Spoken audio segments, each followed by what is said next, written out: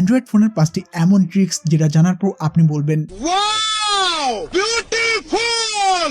আর এটা জানাতনো ট্রিক্স না, খুবই কাজের এবং আপনাদের ডেইলি লাইফে এই ট্রিক্স গুলো অনেকটাই কাজে লাগবে। যেমন পাসওয়ার্ড ছাড়া ফোন কিভাবে আনলক করবেন, কারো ডিলিট করা মেসেজ কিভাবে দেখবেন, এরকমের সব দারুণ টিপস এন্ড ট্রিক্স জানতে হলে এই ভিডিওটিকে না টেনে একদম শেষ পর্যন্ত দেখতে থাকুন। আর এই ভিডিওটিকে শুরু করার আগে আপনাদের কাছে একটি ছোট্ট রিকোয়েস্ট, আপনি যদি টেকনিক্যাল শিমুল চ্যানেলটিকে এখনো সাবস্ক্রাইব না করে থাকেন তাহলে এখনই সাবস্ক্রাইব করে সাথে বেল আইকনেতে ক্লিক করে অল প্রেস করে দিন, এতে করে এরকমের সব ইন্টারেস্টিং ভিডিওগুলোকে আর মিস করবেন না। তো নমস্কার বন্ধুরা, আমি আছি আপনাদের সাথে শিমুল আর আপনারা দেখছেন টেকনিক্যাল শিমুল ইউটিউব চ্যানেল। তো চলুন শুরু করি।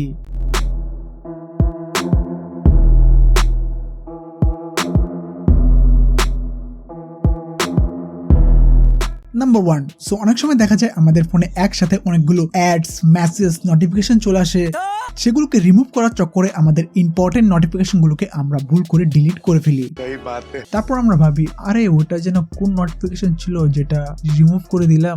ধরুন আপনি সেই ডিলিট করা নোটিফিকেশন গুলোকে আবার দেখতে পেলেন, তখন কেমন হবে?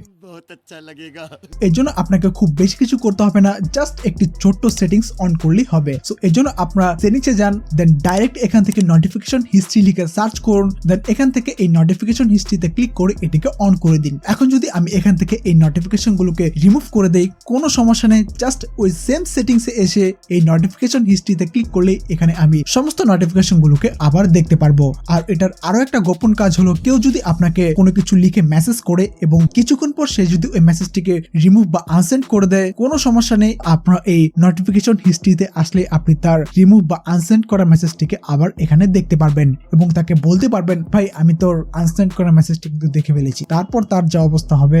আরে মুঝে চক্কর আনে লগ গয়া। নাম্বার 2, আজকালকার ফোনগুলো এত বড় বড় হয়ে গেছে না যে এক হাতে ইউজ করা খুবই মুশকিল। যেমন ধরুন আপনি এক হাতে কোনো কাজ করছেন বা কোনো কিছু খাচ্ছেন, তখন অন্য হাত দিয়ে ফোনে কোনো কিছু টাইপ করাটা কিন্তু অনেকটা ঝামেলা হয়। আপনাদের এই ঝামেলাটাকে সমাধান করার জন্য আমি আছি তো।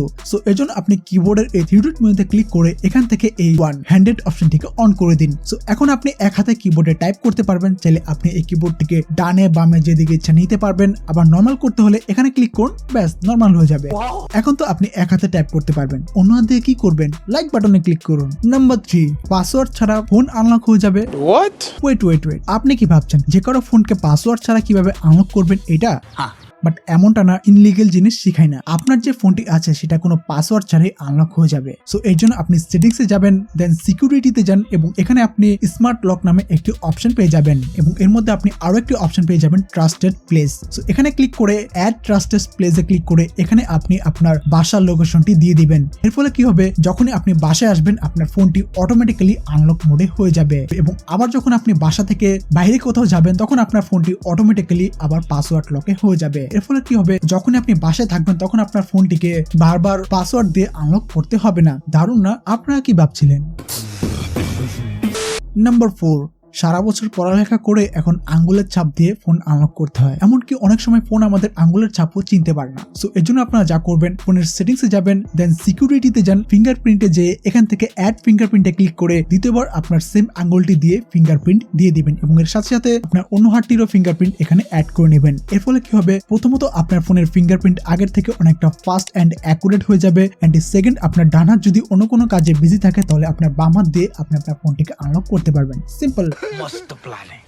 নাম্বার 5, আপনি কি মেসেঞ্জার, হোয়াটসঅ্যাপ, ইমো ইত্যাদি ইউজ করেন? ওহো সরি, অবশ্যই ইউজ করেন, না হলে এই মেসেজগুলো কার কাছে করবেন? তো অনেক সময় দেখা যায় আপনি কাউকে ফটোস, ফানি মিমস, জিফ ইত্যাদিগুলোকে সেন্ড করতে হলে প্রথমে আপনি গুগলে যান, দেন এটিকে ডাউনলোড করে তারপর আপনি সেটা কাউকে সেন্ড করে থাকেন, রাইট? বাট এখানে আপনি একটি স্মার্ট ট্রিক ইউজ করতে পারেন। সো এর জন্য আপনি গুগলে যান, দেন আপনি ফটোস বা জিফ যেটা আপনি চান সেটা লিখে সার্চ করুন। এরপর আপনি এখান থেকে যে ফটোটি বা জিফটিকে আপনি সেন্ড করতে চান সেটার উপর হোল্ড করুন, দেন কপি ইমেজে ক্লিক করে আপনি এটিকে এভাবে পেস্ট করে সেন্ড করে দিন, ব্যাস। সো এই ট্রিকটিকে ইউজ করে আপনি যে কোনো ফটো বা জিফ গুলোকে ডাউনলোড না করে সরাসরি সেন্ড সেন্ড করতে পারবেন। বাট এর জন্য আপনাকে অবশ্যই গুগল ক্রোম ব্রাউজারটিকে ইউজ করতে হবে। তো এই ছিল অ্যান্ড্রয়েড ফোনের 5টি টিপস এন্ড ট্রিক্স। ভিডিওটিকে সম্পূর্ণ দেখার জন্য আপনাকে অনেক অনেক ধন্যবাদ এবং ভিডিওটিকে ভালো লাগলে একটু শেয়ার করে দিবেন, কারণ শেয়ার করলে জ্ঞান আরো বেড়ে যায়। আর আপনি যদি টেকনিক্যাল শিমুল চ্যানেলটিকে এখনো সাবস্ক্রাইব না করে থাকেন তাহলে ভিডিও নিচে লাল সাবস্ক্রাইব বাটনটিতে ক্লিক করে সাবস্ক্রাইব করুন এবং সাথে বেল আইকনটিতে ক্লিক করে অল প্রেস করে দিন। আর আপনি যদি অলরেডি টেকনিক্যাল শিমুল চ্যানেলটিকে সাবস্ক্রাইব করে থাকেন তাহলে আপনাকে অসংখ্য ধন্যবাদ। তো ভালো থাকবেন, টেক কেয়ার, বাই বাই।